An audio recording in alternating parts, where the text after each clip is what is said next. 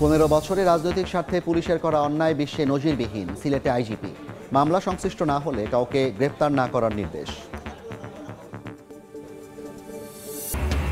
বিদেশি বন্দরে ভেড়া জাহাজ থেকে পালিয়ে যাওয়া 19 বাংলাদেশি নাবিকের বিরুদ্ধে গ্রেপ্তারি পরোয়ানা। আইনের আওতায় আনতে বিশেষ নোটিশ জারি নৌ আদালতের। এবং সাগরে নিম্নচাপের প্রভাবে উপকূলে গুঁড়ি গুঁড়ি বৃষ্টি থাকবে কাল পর্যন্ত। সোমবার থেকে বাড়বে শীতের তীব্রতা, রাজধানীতেও বাড়ছে ঠান্ডা।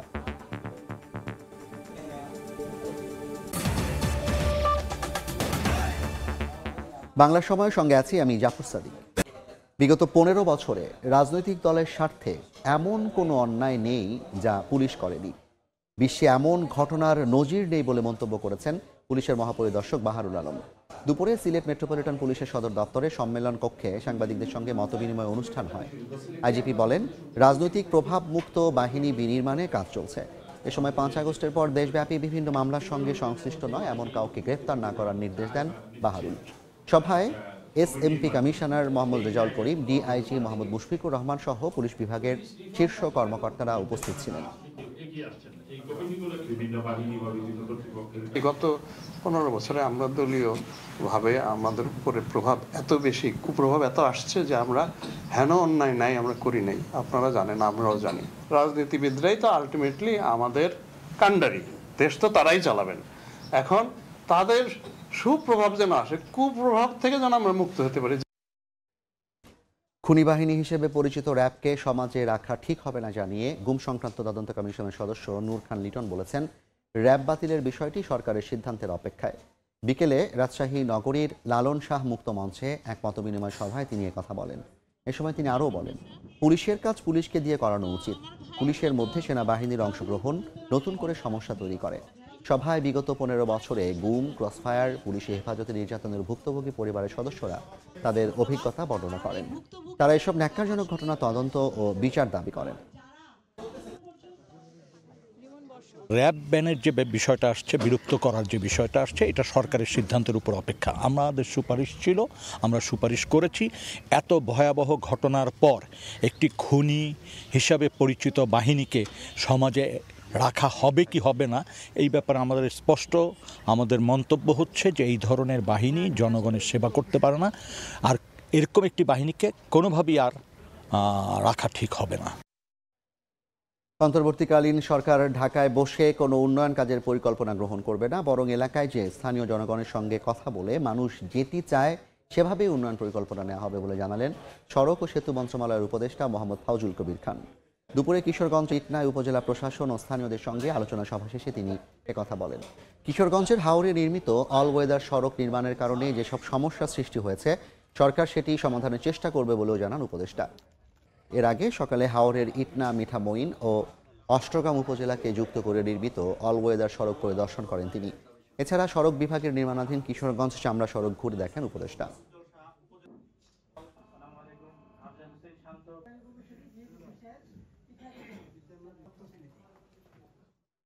সড়কটা হয়ে গেছে, তো এখন এটার ভালো মন্দ নিয়ে আমরা আর বিতর্ক করব না, কিন্তু এইটার ফলে সৃষ্ট যেসব অসুবিধা সৃষ্টি হয়েছে সেগুলোকে আমরা সমাধান করার চেষ্টা করব।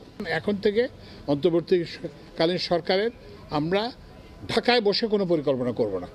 আমরা মানুষের সাথে কথা বলে মানুষ যেটা চায়, মানুষ যেটা প্রয়োজন বোধ করে সেটাই করব। চলতি বছরে রাজশাহী বিভাগে ধান চাল সংগ্রহের লক্ষ্যমাত্রা খুব দ্রুতই অর্জন হবে বলে জানিয়েছেন খাদ্য উপদেষ্টা আলী ইমাম মজুমদার। দুপুরে সিরাজগঞ্জ সার্কিট হাউস সম্মেলন কক্ষে আমন সংগ্রহ 2024-25-এর লক্ষ্যমাত্রা অর্জন বিষয়ক মতবিনিময় সভা শেষে তিনি একথা বলেন। এবারও বিভাগের লক্ষ্যমাত্রার চেয়ে বেশি ধান চাল সংগ্রহ হবে বলে আশাবাদী খাদ্য উপদেষ্টা। রাজশাহী বিভাগ, রংপুর বিভাগে আমরা 2 দিন আগে মিটিং করে আসলাম। এই 2 জায়গাতেই এটাকে আমরা মনে করি দেশে খাদ্য উৎপাদন হাব যেটুকু হয়েছে, আমরা এতে ভাবছি যে আরও বেশি হওয়া উচিত ছিল। তার মধ্যে তারা কথা দিয়েছেন যে তারা সহসাই যার টার্গেট আছে সেটা অ্যাচিভ করতে পারবেন এবং টার্গেট কিছু ক্ষেত্রবিশেষে কিছু বেশিও যাবেন বলে বলেছেন। সাম্যের বাংলাদেশ গড়ে তুলতে বৈষম্যকে নির্বাসনে পাঠানোর ঘোষণা দিলেন জামায়াত ইসলামীর আমির ডাক্তার শফিকুর রহমান। দুপুরে মৌলভীবাজার সরকারি উচ্চ বিদ্যালয় মাঠে দলটির কর্মী সম্মেলনে প্রধান অতিথির বক্তব্যে তিনি একথা বলেন। বারবার জাতি যেন প্রতারিত না হয়, এজন্য ঘুষ, দুর্নীতি ও চাঁদাবাজ মুক্ত বাংলাদেশ বিনির্মাণে সবাইকে ঐক্যবদ্ধ হবার আহ্বান জানান জামায়াতের আমির। কেন্দ্রীয় সেক্রেটারি সহকারী সেক্রেটারি জেনারেল এহসানুল মাহবুব জুবায়ের, নির্বাহী পরিষদের সদস্য মোহাম্মদ সেলিমউদ্দিন সহ কেন্দ্রীয় ও স্থানীয় নেতারাও সমাবেশে বক্তব্য রাখেন।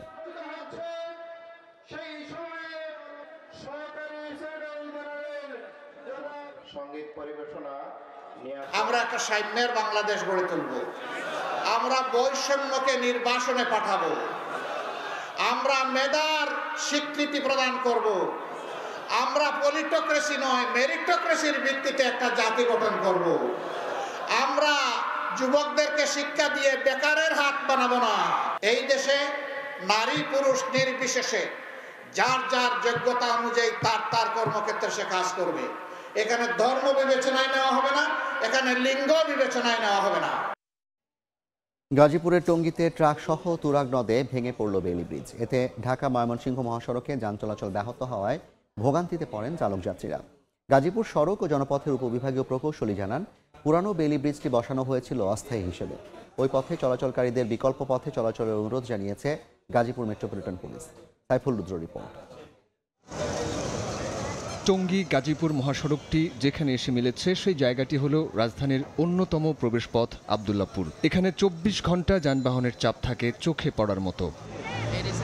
টঙ্গী ও আব্দুল্লাহপুরের সংযোগ ঘটানো সেতুর একটি ভেঙে পড়া এই বেইলি ব্রিজটি। শনিবার ভোরে পাথর বোঝাই একটি ডাম্প ট্রাক বেইলি ব্রিজে উঠলে সেতুটি গোড়া থেকে উপড়ে মাঝ বরাবর ভেঙে ট্রাক সহ পড়ে যায় তুরাগ নদে।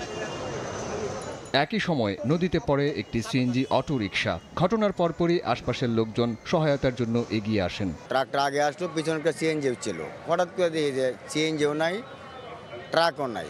দৌড়ে আইলাম, একটা আওয়াজ হইলো, আয় দেখলাম যে গাড়ি দুটোটা নিচে। পথচারী যাত্রী ও চালকরা বলছেন, পাশে থাকা দুটি সেতুও ঝুঁকিপূর্ণ। ভয়, শঙ্কা ও আতঙ্ক নিয়ে যাতায়াত করতে হয় তাদের। যতবারই যাতায়াত করি ততবারই মনে হয় ব্রিজটা যে কোনো সময় ভেঙে পড়তে পারে। নিচে কোনো পিলার টিলার কিছু নাই, অনেক ঝুঁকিপূর্ণ এটা ব্রিজটা। চলাচলের সমস্যা হয়, আর এই ধরনের আর দুর্ভোগ আমরা চাই না। এটা অনেক আগের থেকেই নাজুক, এটা দেখার মতো তো কেউ নাই।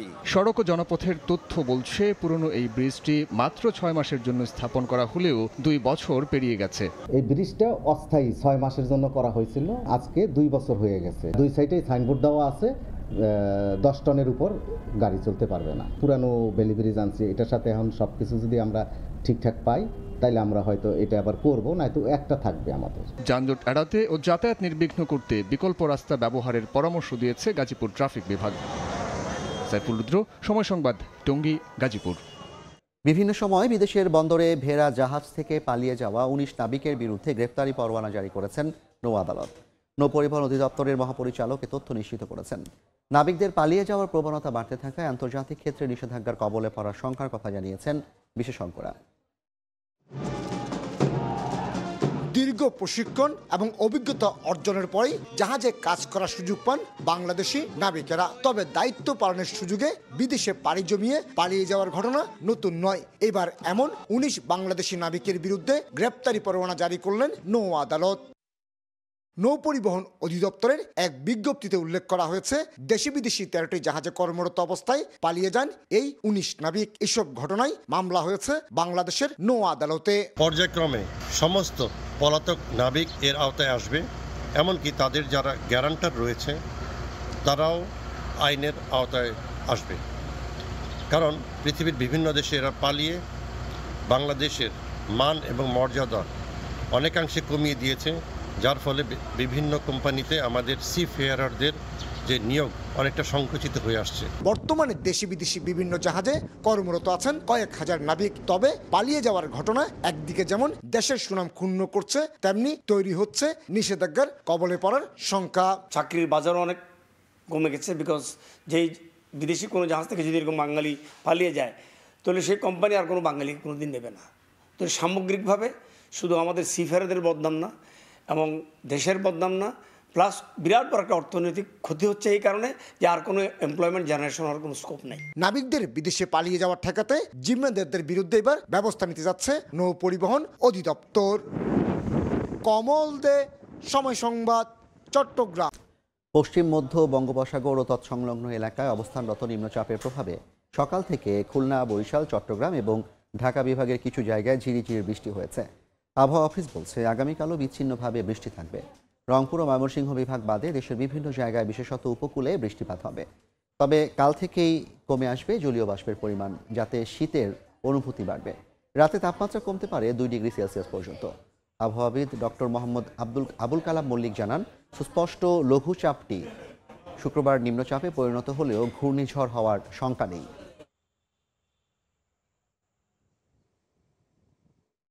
এটি ঘূর্ণিঝড়ের রূপ নেওয়ার কোনো সম্ভাবনা নাই আপাতত কন্ডিশন অনুযায়ী। এটি নিম্নচাপ আকারে আর একটু উত্তর পূর্ব দিকে অগ্রসর হয়ে এটি ভারতের উপকূল অতিক্রম করতে পারে। আগামীকাল থেকে তাপমাত্রা একটু কমে যাবে এবং বিদ্যমান যে শীত পরিস্থিতি তার একটু অবনমন হতে পারে এবং শীতের অনুভূতির তীব্রতা একটু বৃদ্ধি পেতে পারে। বাংলা সময় আরও থাকছে। পদ্মা মেঘনায় জেলেদের জালে মিলছে না কাঙ্ক্ষিত ইলিশ। মাছের বাজার উৎপাদন বাড়াতে চলছে গবেষণা। প্রজনন মৌসুমে জাটকা নিধন ঠেকানোর সুপারিশ। পদ্মা মেঘনায় ধরা পড়ছে না কাঙ্ক্ষিত ইলিশ, হাসি নেই জেলেদের মুখে। উৎপাদন বাড়াতে চাঁদপুরের পদ্মা মেঘনা ছাড়াও উপকূল এলাকা সহ 18টি পয়েন্টে চলছে গবেষণা। প্রজনন মৌসুমে ইলিশ না ধরা ও জাটকা সুরক্ষার উপর জোর দিচ্ছেন গবেষকরা। কারেন্ট জাল বন্ধে কঠোর হওয়ার পরামর্শ তাদের। ফারুক আহমদের রিপোর্ট, ক্যামেরায় ছিলেন নাইমুল ইসলাম নীরব।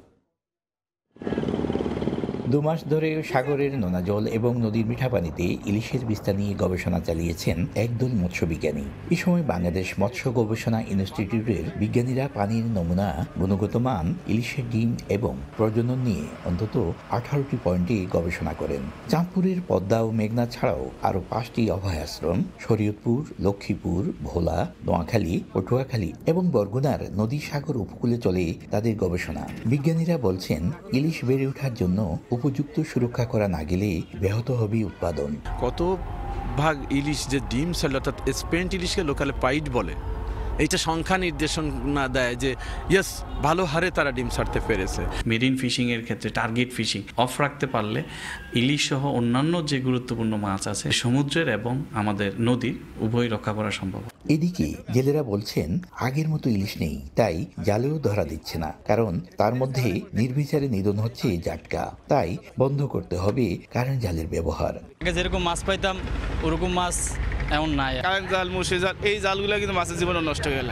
এখন মাছ নাই বলতে গেলে চলে যায়। অন্যদিকে চাঁদপুর সহ দেশের বড় মোকামগুলোতে আগের মতো ইলিশ না মেলায় হতাশ ব্যবসায়ী নেতারা। আগে প্রতিদিন 2-4-5 হাজার মন মাছ হইতো, সেখানে 500 মন মাছ হয় না এবার, তাহলে বাড়লো কোথায়? বাংলাদেশ মৎস্য গবেষণা ইনস্টিটিউটের সবশেষ তথ্য মতে দেশে বর্তমানে ইলিশের উৎপাদন 5,71,000 মেট্রিক টন।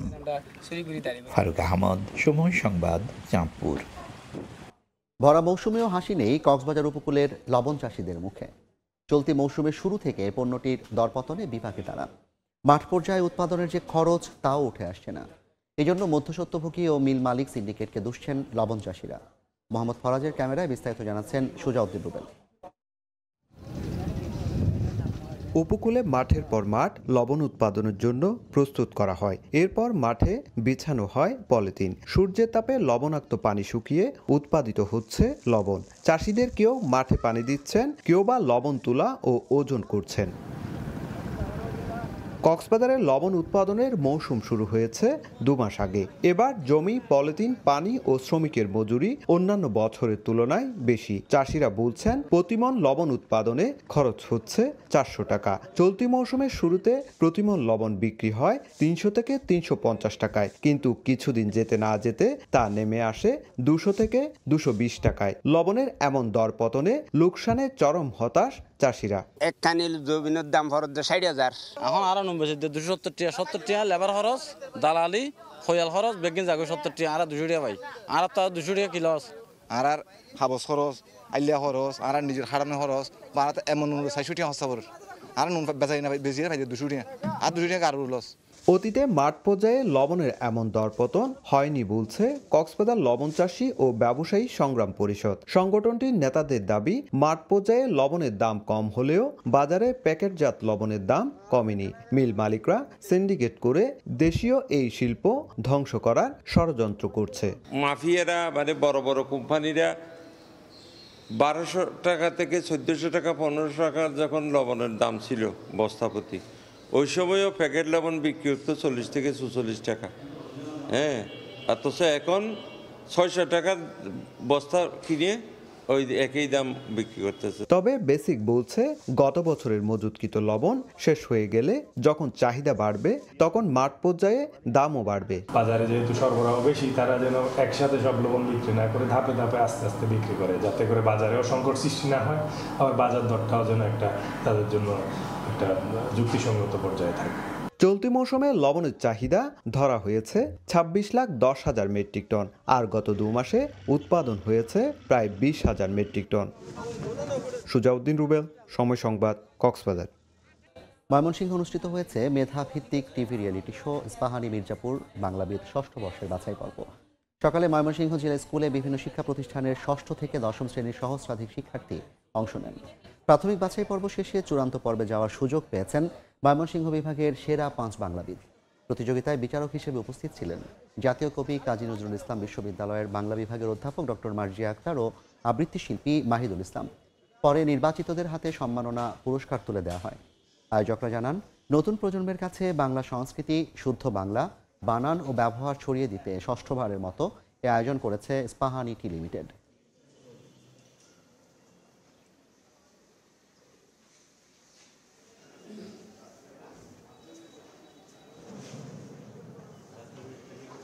ফেসবুকে কি প্রশ্নটা পেয়েছো বাংলাবিদের? এখনো পাও নাই? তোমরা একটু মাথা ঠান্ডা রেখে পরীক্ষা দিলে ভালো করবে। ময়মনসিংহ বিভাগ থেকে সেরাদের মধ্যে একটা লড়াই হবে। সেই লড়াইয়ের মাধ্যমে আমরা আসলে পেয়ে যাব আমাদের ইস্পাহানি মির্জাপুর বাংলাবিদকে। আমরা চাই বাংলা ভাষা, বাংলা ঐতিহ্য, বাংলা সাহিত্য, বাংলা আমাদের মননে যে বাংলাটা, সেই বাংলা যেন আমাদের নতুন প্রজন্মের কাছে ছড়িয়ে যায়। বাংলা সময় শীর্ষ সংবাদগুলো জানিয়ে দিচ্ছি আরেকবার।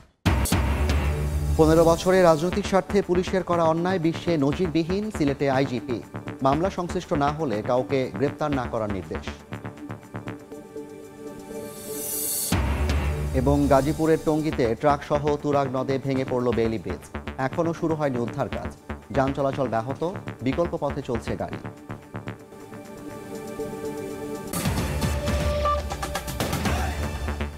এই ছিল বাংলা সময়। সঙ্গে থাকুন সময়ের।